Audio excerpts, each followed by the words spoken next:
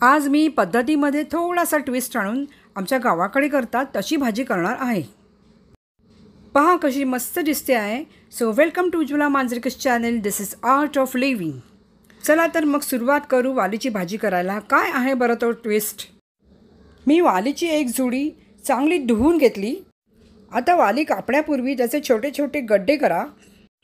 आता या प्रत्येक छोट्या गड्ड्यामधील वाली एका साईडने लेवलमध्ये घ्या, मग कात्रीने त्यांची टोकं काढून टाका।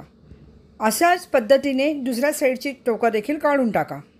त्यानंतर वालीचा एक मोठा गड्डा आपला तयार झाला की तो मधनं कापा आणि दोन्ही गड्डे एकत्र करून मी दाखवले त्याप्रमाणे वाली कापायला सुरुवात करा।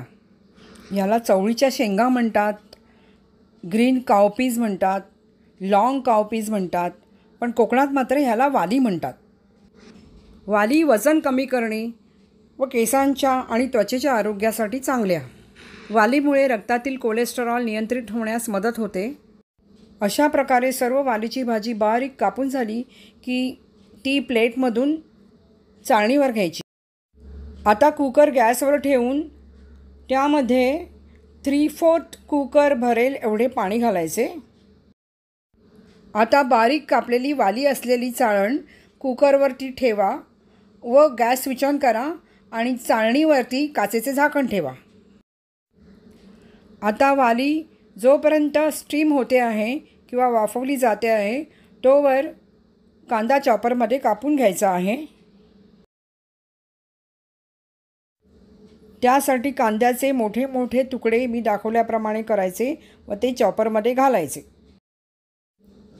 चॉपरमध्ये कांदा कापला जायला जास्त वेळ लागत नाही। 2-3दा फिरवले की कांदा व्यवस्थित कापून होतो। आपल्याला कांदा जाडाभरडा ठेवायचा आहे, अगदी बारीक कांदा कापायचा नाही। जाडाभरडा कांदा कापून तो एका बाउलमध्ये ठेवून द्यायचा। हा पहा, एवढा जाडाभरडा कांदा पाहिजे आपल्याला।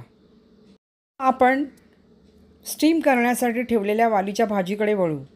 हे पहा, तुम्हाला काचेवरती पाणी साठलेले दिसेल आणि ते जर उतरत असेल काचेवरून तर लगेच झाकण काढून टाकायचे।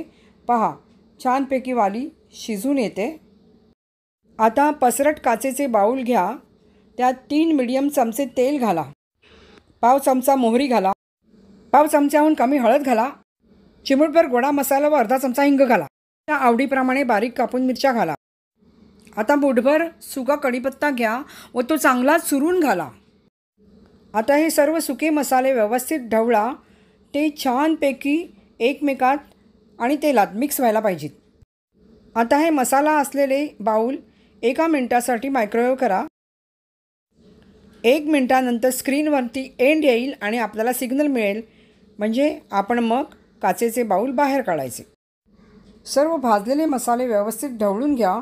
सर्व व्यवस्थित तेलात परतले गेले आहे। आता कांदा घाला व परत व्यवस्थित ढवळा। ढवळल्यानंतर मिश्रण फारच सुके वाटले तर त्यात तेल घालायचे आहे। मला असे वाटते की तेलाची गरज आहे, त्यामुळे मी 1.5 चमचा तेल घातले। आता हे मिश्रण व्यवस्थित ढवळून बाऊल 3 मिनिटासाठी मायक्रोवेव्हमध्ये ठेवा। 3 मिनिटे झाल्यानंतर तुम्हाला स्क्रीनवर हे असे एंड दिसेल।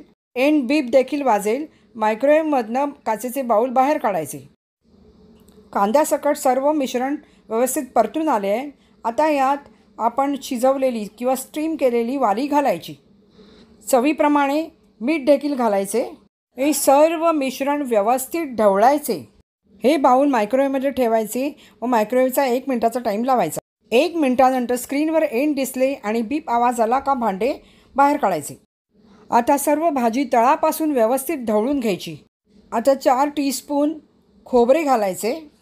तुमच्या आवडीप्रमाणे खोबऱ्याचे प्रमाण तुम्ही कमी जास्त करू शकता। आता बारीक कापलेली कोथिंबीर घाला व व्यवस्थित ढवळा। पहा, भाजीने आपला रंग देखील सोडलेला नाही। आता गार्निशिंगसाठी थोडे खोबरे पेरा। पहा, वालीची भाजी तयार झाली आहे। सबस्क्राईब केले नसेल तर नक्की करा। पुढील रेसिपी तुम्हाला पाहता येईल। थँक्यू।